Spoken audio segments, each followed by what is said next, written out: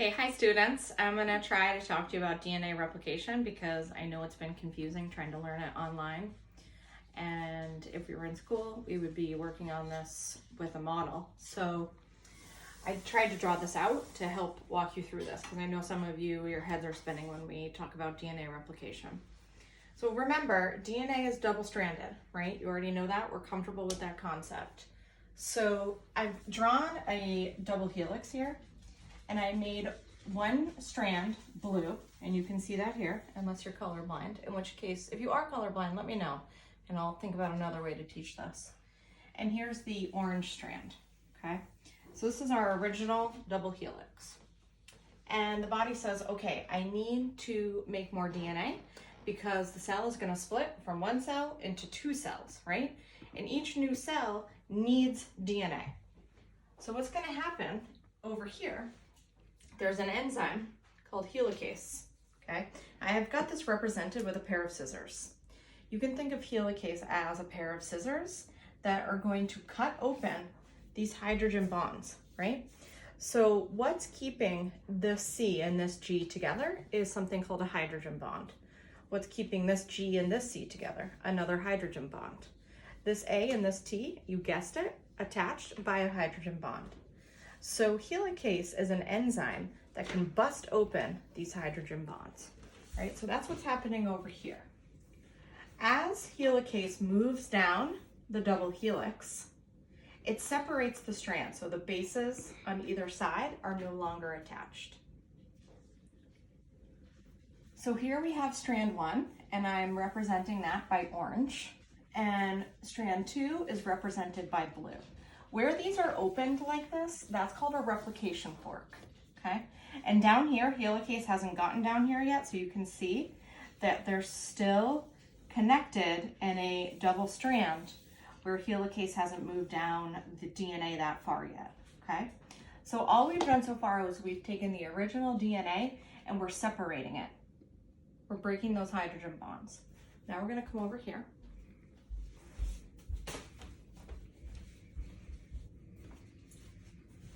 Okay, so remember, one of our original strands was blue and one of our original strands was orange. Once they've been separated from each other, another enzyme called DNA polymerase can come in and read the two separated strands, and it will know what nucleotides to bring in. Where do those nucleotides come from? They're available. They're hanging out in the nucleus. There are free floating nucleotides, right? Here's a C. That's our base. Remember, that's our sugar, and that's our phosphate. So here's a C hanging out, getting ready to be used if it's needed. Here's a T, right? Base, sugar, and phosphate. Here's a G hanging out. Whenever it's ready, it'll be pulled in, and an enzyme called DNA polymerase does that. So let's say that in this case, I'm the DNA polymerase. So I'm reading this blue strand here. Now realize this blue strand was recently separated from this orange strand, okay? These two are the original strands of DNA from the double helix that we started with. I can look at this G and say, okay, bring in a C. And remember, there's C's available in the nucleus. Here's a C, bring in a G. Here's a T, bring in an A, and so on. And this is what DNA polymerase does. So here's an A, what would I bring in? T. Here's a G, what is DNA polymerase gonna bring in? A C. Here's a C, what is DNA polymerase gonna bring in? A G. Here's a T, so DNA polymerase knows to bring in an A. And it does it really fast. In the few seconds it took me to do this one, DNA polymerase would be way quicker, milliseconds. A, bring in a T. T, bring in an A, right? So we're building a new strand. This purple strand here is new. It was completed by DNA polymerase, and the reason it knew what bases to bring in is because it was reading this original strand, the blue strand from before, okay? Now over here, remember, the orange was our other original strand. Okay, so I've written the bases out here from the original strand. Now, again, we're going to pretend that we're acting as DNA polymerase, and we have to read the original strand to know what bases to bring in. The bases are hanging out free floating in the nucleus, ready to be used when DNA polymerase pulls them in. Okay, so we have a G, we're going to bring in a C. We have a G, bring in a C. We have a C, we're going to bring in a G. We have a G, bring in a C. We have an A, bring in a T. And the DNA polymerase rebonds these. It reattaches them and reseals those hydrogen bonds that were previously cut by the helicase. We have a T, so we'll bring in an A, right? We have a C, so we'll bring in a G. We have a G, bring in a C, and so on.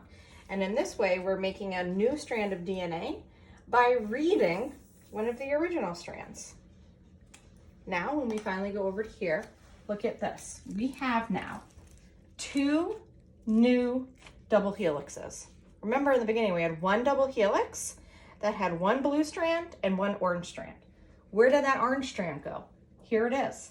We have strand 1, I labeled these, so this is strand 1, the purple, and this is from the original DNA double helix.